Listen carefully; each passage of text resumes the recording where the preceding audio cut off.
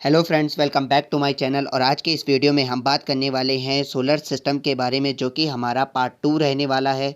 इससे पहले हमने पार्ट 1 में जो है आंतरिक ग्रहों को कवर किया, साथ में सूर्य के बारे में जाना और अन्य तथ्यों को जाना। तो जिस भी फ्रेंड्स ने वो वीडियो नहीं देखा है, आप उसे प्लेलिस्ट में जाकर देख सकते हैं। तो चलिए आज के इस वीडियो को स्टार्ट करते हैं। पहला ग्रह हमारा जुपिटर, जिसे हम बृहस्पति के नाम से जानते हैं। तो ये सौर मंडल का जो है सबसे बड़ा ग्रह है और सबसे जो है भारी ग्रह भी कौन है? बृहस्पति। यह इतना बड़ा है कि इस विशालकाय ग्रह के भीतर लगभग 1300 पृथ्वियां जो हैं समा सकती हैं, एक आंकड़े के अनुसार। इसकी खोज आपसे अगर पूछी जाए तो इसकी खोज की थी गैलीलियो के द्वारा की गई थी। सूर्य से इसका दूरी का क्रम 5वें स्थान पर है और सूर्य से दूरी का क्रम जो है ग्रहों का आपसे परीक्षाओं में पूछा जाता है। तो इसका जो क्रम है वो सूर्य से 5वां स्थान पर इसका जो है क्रम है, यानी कि सूर्य से दूरी का क्रम कितना है? 5वां है। बृहस्पति का द्रव्यमान हमारी पृथ्वी के लगभग 318 गुना है और यह अपने अक्ष पर बहुत जो है तेजी से घूमता है। तो ये भी इसके बारे में एक फैक्ट है। इसके सबसे अधिक जो है उपग्रह हैं, तो सबसे अधिक उपग्रह वाला ग्रह कौन सा है? तो वो है बृहस्पति। इसके कम से कम 92 ज्ञात जो है उपग्रह अभी तक हैं। सौर मंडल का सबसे बड़ा उपग्रह अगर आपसे पूछ लिया जाए, इसके बारे में हमने प्रीवियस वीडियो में भी देखा था कि सौर मंडल का जो सबसे बड़ा उपग्रह है वो कौन है? गैनीमीड है। और ये किसका उपग्रह है? बृहस्पति का उपग्रह है। तो अगर आपसे ये भी पूछ लिया जाए कि जुपिटर का या बृहस्पति का जो सबसे बड़ा ग्रह है वो कौन है? तो गैनीमीड है। और सबसे सक्रिय ज्वालामुखी वाला पिंड कौन सा है? तो वो है लो, जो कि बृहस्पति का ही एक उपग्रह है जिसमें सबसे ज़्यादा सक्रिय ज्वालामुखी जो है पाए जाते हैं। जबकि हमने इससे पहले वाली वीडियो में देखा था कि सौर मंडल का जो सबसे बड़ा ज्वालामुखी है वो है ओलंपस मोन्स, जो कि कहाँ पाया जाता है? जो कि मंगल में पाया जाता है। लेकिन अगर सबसे सक्रिय ज्वालामुखी वाला पिंड पूछा जाए तो वो होगा लो, या जिसे आयो के नाम से भी जाना जाता है, जो कि क्या है? बृहस्पति का एक उपग्रह है।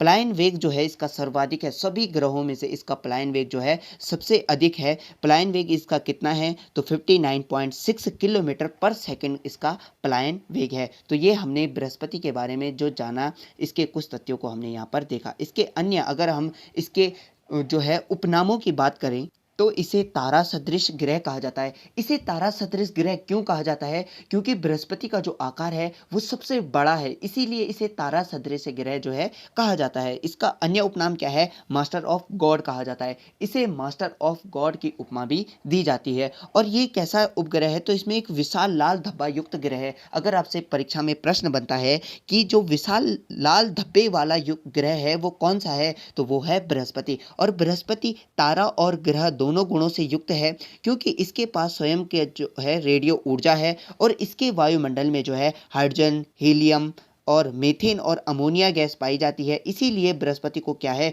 लघु सौर तंत्र के भी कहा जाता है। तो जो हमारा सौर मंडल है उसमें लघु सौर तंत्र किसे कहा जाता है? तो वो कहा जाता है बृहस्पति को।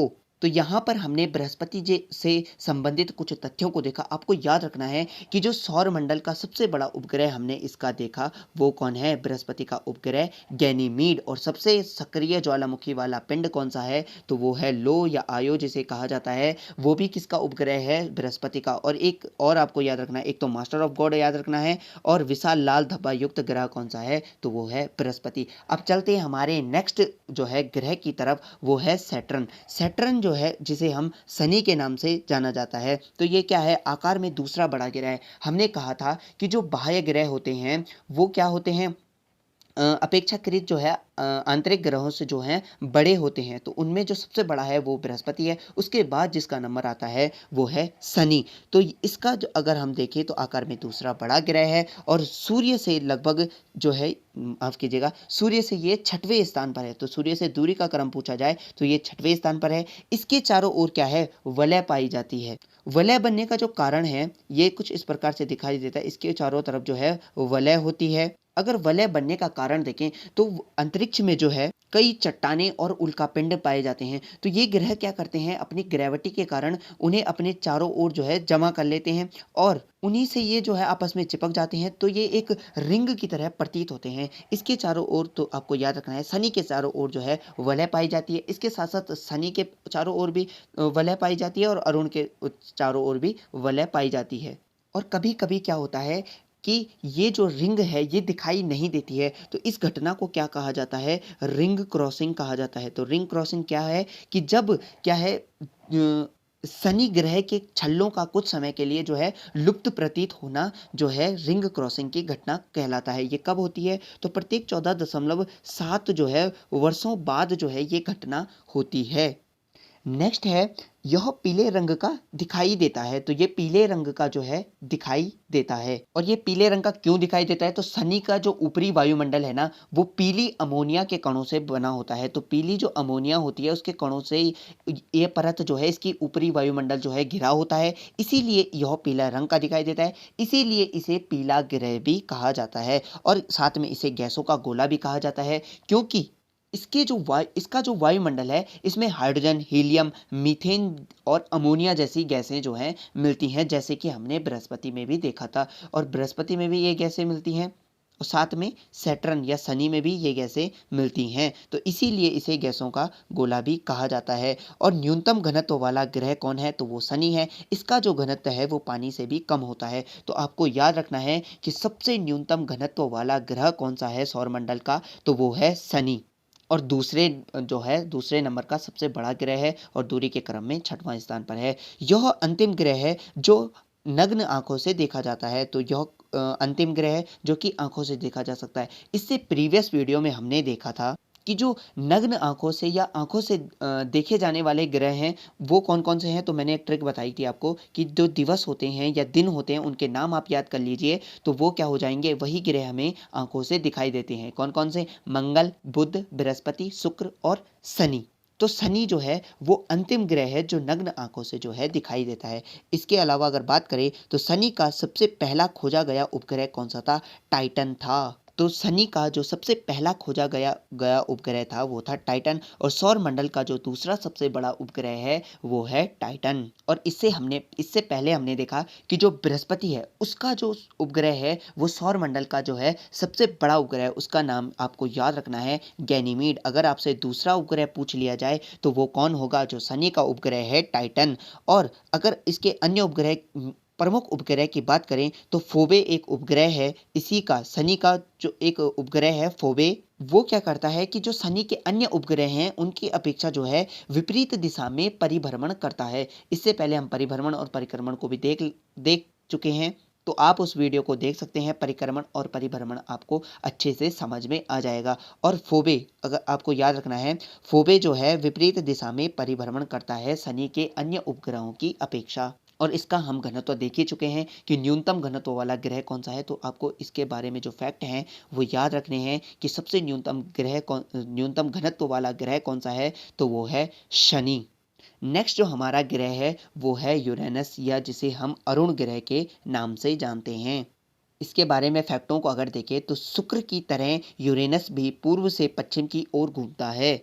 तो उस वीडियो में, जो प्रीवियस वीडियो थी, उसमें मैं आपको ये बताना भूल गया था कि जो शुक्र ग्रह है वो कहाँ घूमता है? पूर्व से पश्चिम। और इसके साथ साथ जो यूरेनस है यानी कि अरुण ग्रह है वो भी पूर्व से पश्चिम की ओर घूमता है। बाकी सौर मंडल के जितने अन्य ग्रह हैं, चाहे वो पृथ्वी हो या कोई अन्य ग्रह है, वो कहाँ घूमता है? वो पश्चिम से पूर्व की ओर घूमते हैं। लेकिन जो शुक्र और इसके साथ साथ जो अरुण ग्रह है वो क्या है? वो पूर्व से पश्चिम की ओर जो है घूमते हैं। ये एक इंपॉर्टेंट फैक्ट है, आपको याद रखना है। केवल दो ग्रह हैं ऐसे, शुक्र और यूरेनस, जो पूर्व से पश्चिम की ओर घूमते हैं। इनका नाम आपको याद रखना है। नेक्स्ट है, आकार में तीसरा बड़ा ग्रह है तथा सूर्य से दूरी के क्रम में जो सातवां ग्रह है। और बाह्य ग्रहों में भी ये तीसरे नंबर का सबसे बड़ा ग्रह है। और ओवरऑल पूछा जाए तो ये सबसे बड़ा, तीसरा जो है सबसे बड़ा ग्रह है। और सूर्य से इसका दूरी का क्रम कितना है? तो ये 7वें स्थान पर आता है। इसकी खोज अगर आपसे पूछ ली जाए तो खोज किसने की थी? सर विलियम हर्सेल ने इसकी खोज जो है की थी। अरुण की खोज किसने की? सर विलियम हर्सेल ने इसकी खोज की। सूर्य की परिक्रमा करने में इसे 84 वर्ष जो है लग जाते हैं। तो इतना समय से लगता है सूर्य की परिक्रमा करने में, 84 वर्ष इसे लग जाते हैं। नीले हरे रंग का जो है ये ग्रह दिखाई देता है, क्योंकि इस ग्रह में क्या है, जो मीथेन गैस होती है उसकी जो है यहाँ पर अधिकता होती है, इसीलिए ये जो ग्रह है ये नीले हरे रंग का दिखाई देता है। और इसके जो अन्य नाम की बात की जाए तो ये लेटा हुआ ग्रह कहलाता है। इसे लेटा हुआ ग्रह क्यों कहते हैं, क्योंकि इसका जो अक्षीय झुकाव है ना वो इतना है कि ये एक तरफ लुढ़कता हुआ सा दिखाई देता है, इसीलिए इसे लेटा हुआ ग्रह कहते हैं। और नेक्स्ट है, वरुण ग्रह का सहोदर किसे कहा जाता है, तो अरुण को कहा जाता है। यानी कि जो अरुण और वरुण ग्रह हैं, जो हम अभी वरुण ग्रह को भी देखेंगे, नेक्स्ट है उसके बारे में हम नेक्स्ट मतलब जो स्लाइड है उसमें देखेंगे। और वरुण ग्रह का सहोदर किसे कहा जाता है, तो अरुण को कहा जाता है, और अरुण ग्रह का सहोदर वरुण को कहा जाता है। यानी कि जो भाई है, अरुण का भाई वरुण है, वरुण का भाई अरुण है, और इसे आदि ग्रह के नाम से भी जाना जाता है। किसे, अरुण को। तो इसके बारे में हमने ये फैक्ट यहाँ पर देखे। आपको इनमें से जो है, एक तो इसका जो है पूर्व से पश्चिम की तरफ इसका घूमना याद रखना है, और इसकी खोज याद रखनी है, परिक्रमा करने में कितने समय लगते हैं, और इसका रंग भी जो है आपको याद रखना है, और निकनेम तो इनके याद ही रखने हैं। नेक्स्ट ग्रह की तरफ चलते हैं। तो नेक्स्ट है हमारा वरुण ग्रह, जिसे हम नेपच्यून के नाम से जानते हैं। ये जो ग्रह है ये अब अंतिम ग्रह है, ये 8वां जो है ग्रह है, और सूर्य से दूरी सबसे अधिक दूरी पर स्थित है, और सबसे अंतिम जो है ग्रह है। और यूरेनस की तरह यानी कि अरुण की तरह यह एक आइस जाइंट है। आइस जाइंट का मतलब क्या है कि यहाँ पर जो है ठंडा है, बहुत होता है, तो ये एक ठंडा ग्रह है, और आकार में जो है ये चौथा बड़ा ग्रह है। तो चौथा बड़ा कौन ग्रह है, वो है वरुण ग्रह। सूर्य की परिक्रमा करने में इसे लगभग 165 वर्ष का समय लगता है। तो इसे कितना समय लगता है, हमने देखा 84 वर्ष का समय अरुण को लगता है, और वरुण ग्रह को 165 जो है वर्षों का जो है समय लगता है। और ये किस रंग का दिखाई देता है, तो ये हरे नीले रंग का जो है दिखाई देता है। और जो है ये सबसे अधिक ठंडा ग्रह है, आइस जाइंट है। इसके जो है 14 जो उपग्रह हैं वो ज्ञात हैं, और ट्राइटन इसका जो है प्रमुख ग्रह है। आपको कंफ्यूज नहीं होना है, जो टाइटन ग्रह उपग्रह था वो शनि का उपग्रह था, और जो ट्राइटन है वो वरुण का उपग्रह है। तो वरुण का जो सबसे जो प्रमुख उपग्रह है वो है ट्राइटन, और इसे हरा ग्रह भी कहा जाता है। किसे, वरुण को। और सूर्य से सबसे दूर जो ग्रह है वो है वरुण, और पृथ्वी से सबसे दूर ग्रह कौन सा है, तो वो है वरुण। पृथ्वी के संदर्भ में भी आपसे पूछ लिया जाता है कि कौन सबसे नजदीक है और कौन सबसे दूर, तो सबसे दूर है वरुण। और जो पृथ्वी के सबसे नजदीक है, प्रीवियस वीडियो में देख चुके हैं, तो शुक्र जो है पृथ्वी के सबसे जो है नजदीक का उपग्रह है, माफ कीजिएगा ग्रह है। नेक्स्ट जो है वो है चंद्रमा, पृथ्वी का एकमात्र उपग्रह है। तो इसे हम पढ़ लेते हैं, हमारे लिए इंपॉर्टेंट हो जाता है। चंद्रमा यानी कि मून पृथ्वी का एकमात्र जो है प्राकृतिक उपग्रह है, और इसकी उत्पत्ति जो है, अब यह आमतौर पर माना जाता है कि पृथ्वी के एक उपग्रह के रूप में चंद्रमा का निर्माण एक विशाल टकराव का परिणाम है, जिसे जिसे द बिग स्प्लिट कहा जाता है। और पृथ्वी की उत्पत्ति के कुछ समय बाद ही मंगल के 1 से 3 गुना बड़े आकार का एक पिंड जो है पृथ्वी से टकराया। इस विस्फोट के कारण पृथ्वी का एक बड़ा हिस्सा अंतरिक्ष में चला गया, और विस्फोट से अलग हुआ यह भाग पृथ्वी के चक्कर लगाता रहा, और अंततः 4.44 मिलियन वर्षों पहले अब वह चंद्रमा बना जिसे आज हम जानते हैं। तो माना जाता है कि जो चंद्रमा है उसकी जो है उत्पत्ति कहाँ से हुई है, पृथ्वी के एक टुकड़े से ही हुई है। और चंद्रमा पर एक चीज़ आपको याद रखनी है कि इसमें जो है वायुमंडल की अनुपस्थिति है। आपको ऑप्शन दे देगा कि इसमें जो है वायुमंडल की अनुपस्थिति किस में है, तो चंद्रमा जो है वो सही आंसर यहाँ पर हो जाएगा। तो चंद्रमा पर क्या है, वायुमंडल की अनुपस्थिति है। और चंद्रमा का जो गुरुत्वीय क्षेत्र है वो पृथ्वी का जो गुरुत्वीय क्षेत्र है ना उसका 1/6 है। ये भी बहुत परीक्षाओं में पूछा जाता है कि जो चंद्रमा का गुरुत्वीय क्षेत्र है वो पृथ्वी के गुरुत्वीय क्षेत्र का कितना गुना है या कितना भाग है, तो 1/6 जो है पृथ्वी का, माफ कीजिएगा, चंद्रमा का जो गुरुत्वीय क्षेत्र है वो पृथ्वी के गुरुत्वीय क्षेत्र का 1/6 है। नेक्स्ट बात करी जाए तो क्षुद्र ग्रह। तो क्षुद्र ग्रह क्या होते हैं कि ये खगोलीय पिंड हैं जो सूर्य के चारों ओर घूमते हैं।